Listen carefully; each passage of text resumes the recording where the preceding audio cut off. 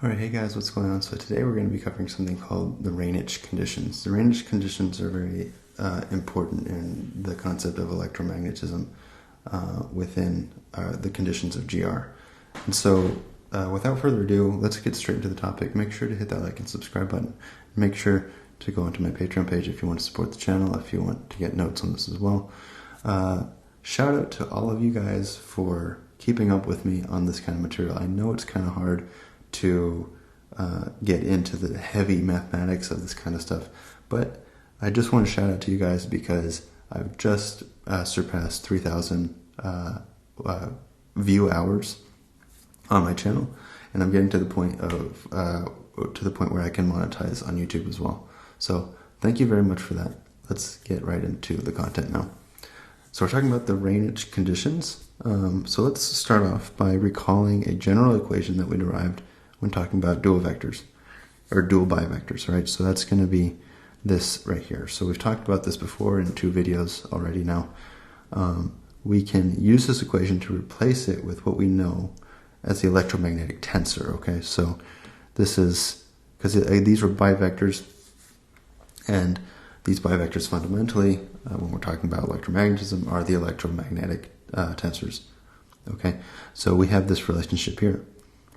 And this relationship results in this relationship. So just moving some things around, we get this right here. So this is one side of the equation, and then we multiply both sides by 1/2, which is why we have this 4 over here and the 2 over here.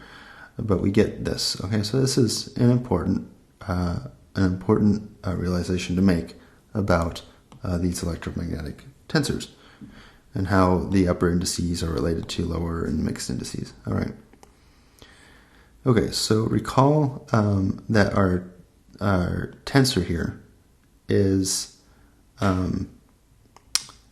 this is our stress energy tensor, and our stress energy tensor is given to us by this guy right here. So we had calculated this before, and we could see that from this and this, we get this, okay? Because here we have 1/4 g mu nu, and then our 2 f's, 1/4 g mu nu and our 2 f's. And what you'll see is that when you plug this into here, then we're gonna get you'll get this right here. It's not super difficult to see how you get from here to here. What's going to end up happening is that you're going to have this term and this term here. Okay, it's going to be half of this, and let's just go like this. This term here and this term here are going to, because of this 1/4 term, actually, no, wait, let's, we have rho, nu, rho. A lot of these are just going to be dummy indices, right? Because, so here's our new rho, nu, rho, nu. This term, let's see, so we get 1/2 of this. So, okay. Oh, okay. So we're going to have this minus 1/2 of that. Right, so that's where we get the 1/2 here. Okay, and then this term here is just half of that. Or so we have this. So you could, okay, so just to make this a little bit clearer, we have this gets applied to here, then it gets applied to here. When it gets applied to here, that's this term. When it gets applied to here, that's going to be this minus this, which gives us that. Okay. Again, when I write these, I skip a few steps, and then when I'm going over it on the videos, it's I feel the obligation to go through those steps sometimes. So let's remember this picture. When the curvature of space-time is source-free, the curvature of the Ricci tensor is 0. So that's this condition here, right? So we have, we're saying that there's no source of curvature in this situation. This means that the Einstein field equations reduces down to this. Okay. So, and why? Again, I'm skipping a few things, but if you recall, the Einstein field equations was that we had R mu nu plus R g mu nu. Well, this goes to 0 if we're choosing this condition, and that was proportional to T mu nu. Okay, so we said T mu nu was this up here, well, R mu nu has to be this, the same thing, right? So this is T mu nu on this side. So let's just erase some of that, make things a little bit nicer again. We have adding the red equations now. So here's this equation here, and this equation, when we add them up, we get this. And when we subtract them, we get this. Again, this should be a kappa, small k. And then from these two guys, we can contract these two.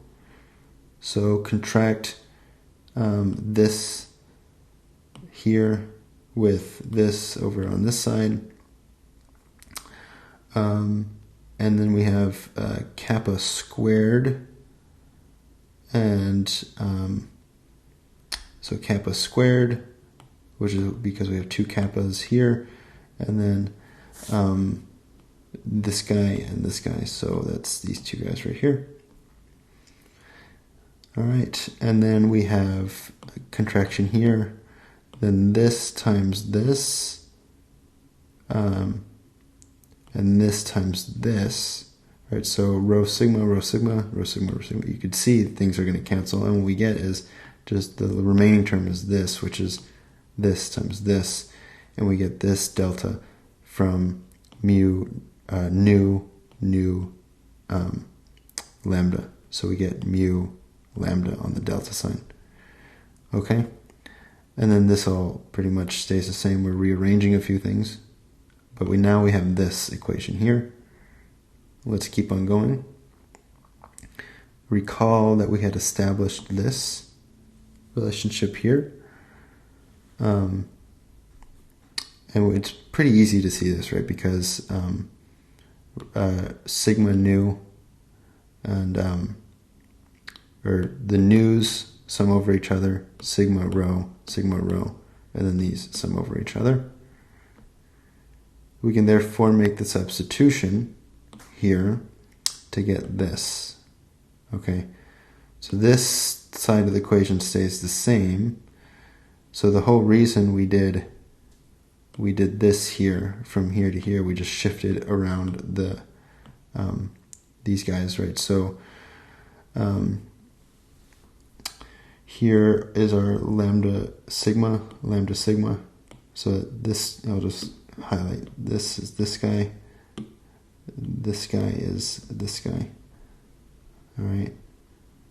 So we're plugging things in now, and we have this. Okay. Invoking the first equation again. So the first equation being, so we have this side here is this side here. This guy here is, let's see, excuse me,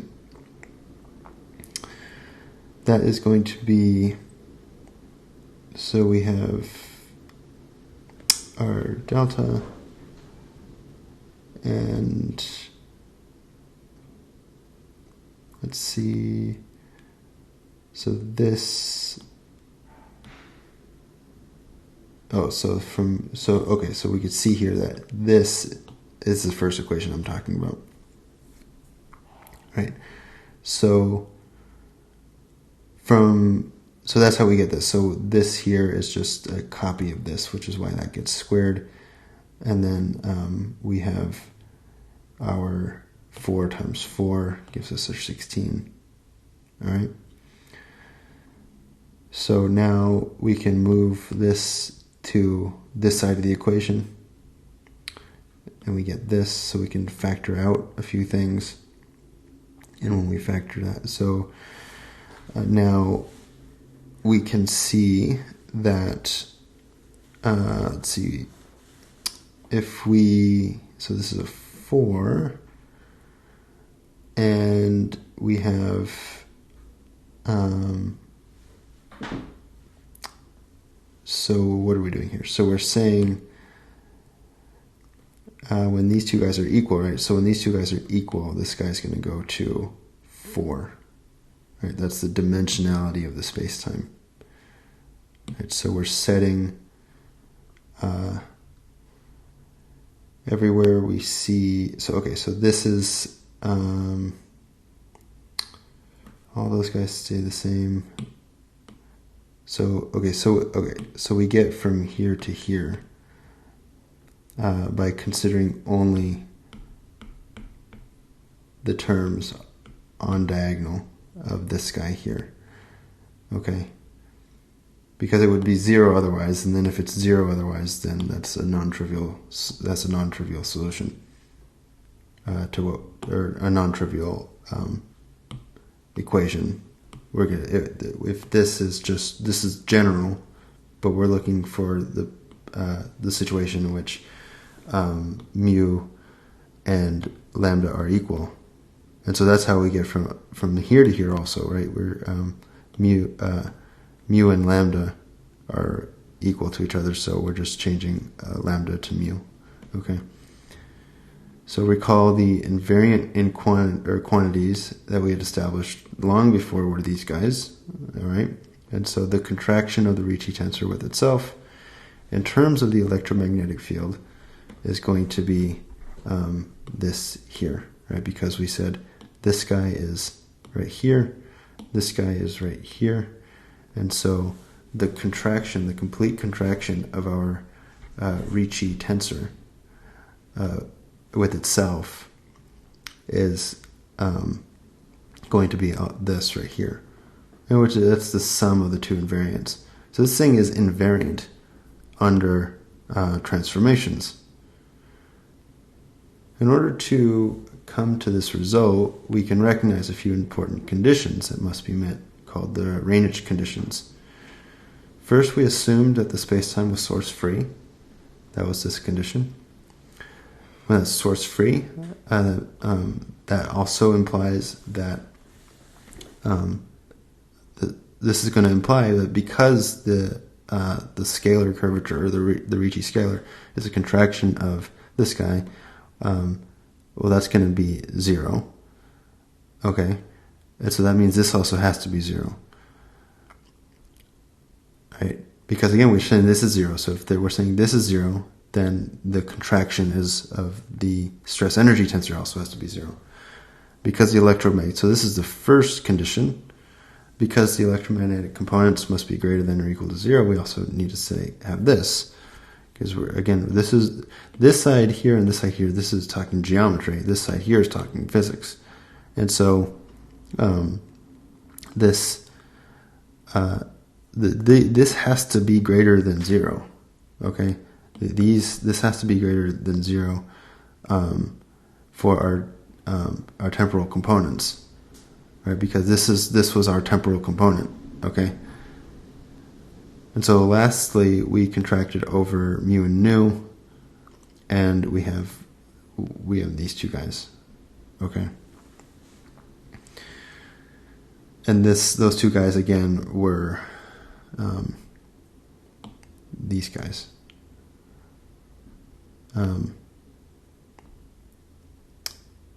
But okay, so this process is the basis of the Einstein-Maxwell electrovac equations and their relationship to the geometry of spacetime. Another term for this that was coined by, I think, Meissner, Thorne, and Wheeler was geometrodynamics. This was studied by George Yuri Rainich in 1925, and rediscovered by Meissner and Wheeler. So we've come to a point now, I have about 5 minutes before I get to the 20-minute mark here, but we've come to a point now where we're pretty much almost done with talking about electromagnetism. There's one other video that I want to cover before we completely shift our focus to conformal invariance. And what I'm going to do is I'm going to, when we're done talking about all the electromagnetism stuff, I am going to compile a summary of everything we've talked about so far, specifically just within the electromagnetism portion, okay? I'm going to provide a summary also of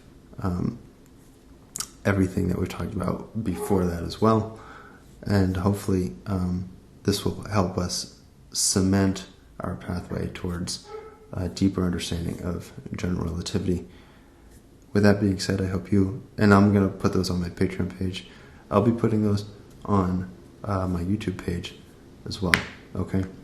And that'll probably be the first thing that's going to get sold on the YouTube channel, these grand summaries of different milestones, okay? So with that being said, I hope you like this kind of content, and I'll see you guys in the next video. Bye.